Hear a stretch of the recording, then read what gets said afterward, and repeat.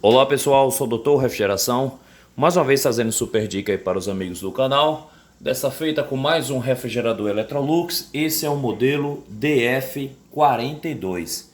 É um defeito muito frequente desses aparelhos aqui acontecer isso.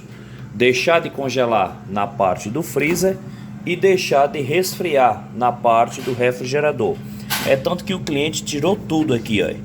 O aparelho está à temperatura ambiente. Aqui no freezer está até resfriando um pouquinho, mas congelando nada. Aí você diz, mas e aí, doutor?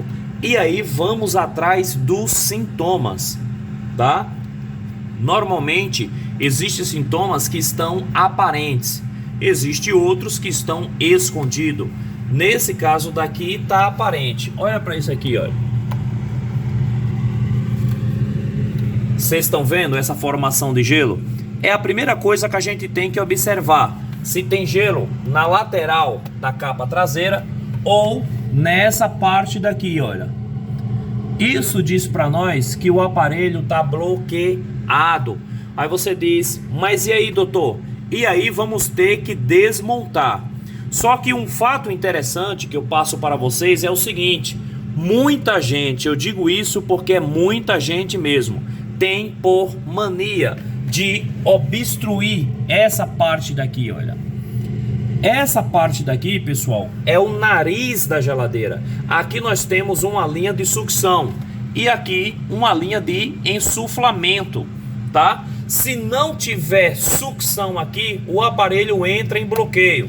Dê só uma lidazinha no que está escrito aqui, olha. Não coloque alimentos encostados na saída do ar para não comprometer o desempenho do freezer. Mas normalmente as pessoas não obedecem isso, então acaba encostando sacos plásticos aqui e o aparelho acaba entrando em bloqueio. Aí você diz, mas e aí, doutor, o que é que você vai fazer aí? Eu vou desligar o aparelho, jogar um pouco de água aqui na lateral para ver se consigo tirar essa tampa. Pronto, pessoal, jogando bastante água, consegui soltar aqui a capa traseira, mas muito cuidado para não quebrar o isopor, tá? Porque se quebrar o isopor, meu irmão, já vai ter que substituir. Como vocês estão vendo, o evaporador tá cheio de gelo, totalmente tomado por gelo. Aí você diz, mas e aí, doutor, qual o procedimento agora? O procedimento aqui, pessoal, é testar resistência, tá? Testar fusível térmico e ver se a placa tá mandando tensão para resistência para fazer o degelo. Eu vou terminar de tirar esse gelo aqui e volto já com vocês. Então vamos lá, pessoal. Com o multímetro na escala de continuidade sinal sonoro ou na escala de resistência, a gente pluga as ponteiras nas costas do conector, nunca na frente para não danificar o mesmo, tá? Nas costas do conector, vocês estão vendo que aqui está me dando o valor de resistência, mas isso é suficiente? Não, pessoal, não, porque às vezes acontece do filamento da resistência tá somente encostado. Em tudo que a gente energiza, o que acontece com o filamento? Ele abre. Então vou ter que energizar a resistência aqui e depois ver se a placa tá mandando tensão para o mesmo, beleza? Pronto, pessoal. Pluguei dois cabos aqui, tá? Os cabos eu posso plugar no conector sem problema nenhum. Puxei essa extensão aqui, uma gambiarra, né? Mas, como vocês estão vendo, estou medindo a corrente elétrica aqui da resistência. A resistência tá funcionando sim. Tá aquecendo, tá? Então, essa era a prova que eu queria.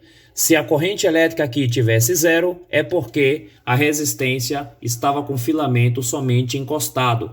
Quando a gente energiza, ele abre. Mas se está me dando o valor de corrente, é porque a resistência está ok. Aí você diz, mas e aí, doutor? Qual é o próximo passo aqui agora?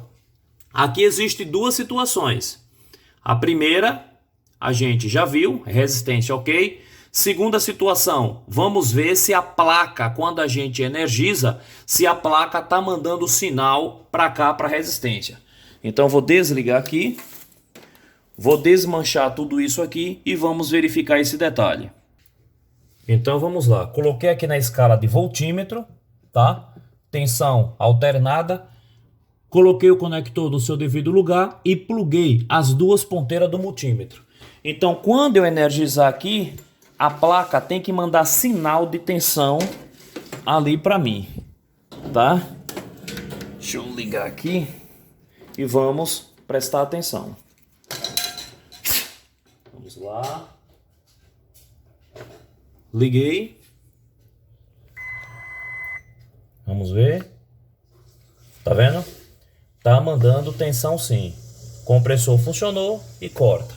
Então esse ponto é muito importante, porque às vezes acontece do contato do relé tá carbonizado, às vezes acontece do conector aqui não tá dando continuidade, às vezes acontece de cabo internamente tá rompido, tá? Então às vezes acontece de não tá dando comunicação de potência entre resistência e o relé da placa. Então isso diz para mim que tá tudo ok. Aí você diz, mas e aí, doutor? E nesse caso daí? Nesse caso daqui, pessoal, manutenção preventiva. Aí você diz, mas como assim, doutor? Substituição de relé do sensor de degelo mais o sensor de temperatura. Fazendo a substituição dos mesmos, com certeza, problema resolvido, tá? O cliente, eu estava conversando com ele aqui, ele disse que não está encostando nada aqui. Porque desde o dia que ficou sabendo que não pode encostar mais nada aqui, ela tem o maior cuidado de não estar encostando nada no nariz da geladeira. Olha para isso aqui, ó. Aqui é o nariz da geladeira, pessoal. Então vamos substituir sensor de degelo mais sensor de temperatura e com certeza o problema estará sendo resolvido. Beleza, pessoal? Já retirei aqui o sensor do lugar, cortei aqui o cabo, tá? Tá aqui. Aí você diz, doutor, mas esse sensor dá problema? Dá, pessoal.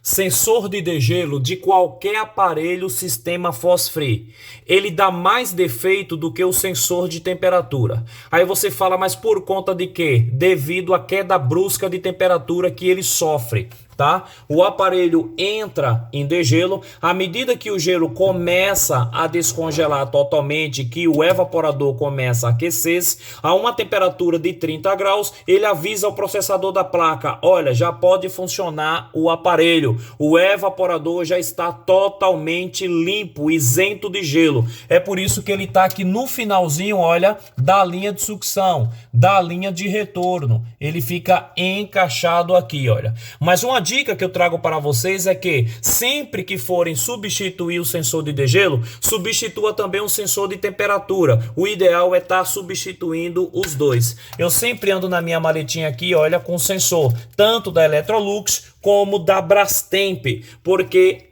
troca de sensores faz parte da manutenção preventiva. Beleza, pessoal?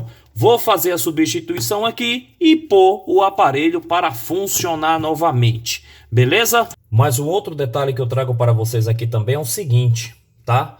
Antes de fazer o aparelho voltar a funcionar, tem que descongelar totalmente. Aí você fala, mas por que, doutor? Porque devido ao bloqueio, deixa eu puxar aqui um pouquinho, o canal do dreno acaba obstruindo, tá? E a água não desce aqui, olha, para o reservatório de água, tá? Então o canal do dreno tem que estar devidamente desobstruído. Então você tem que estar jogando água aí, ou então deixar o aparelho desligado por um certo tempo. Porque senão, caso contrário, se você não fizer isso, não vai adiantar trocar sensor, pôr o aparelho para funcionar, porque o aparelho continuará bloqueado. Beleza, pessoal? Fica mais essa dica aí do Dr. Refrigeração para vocês. Desde já, se gostou, deixa sempre aquele like. Se não gostou, vocês podem me ajudar a limpar isso aqui, ó. Vamos dar um grau nisso aqui. Beleza, pessoal? Fique com Deus. Tchau, tchau, pessoal.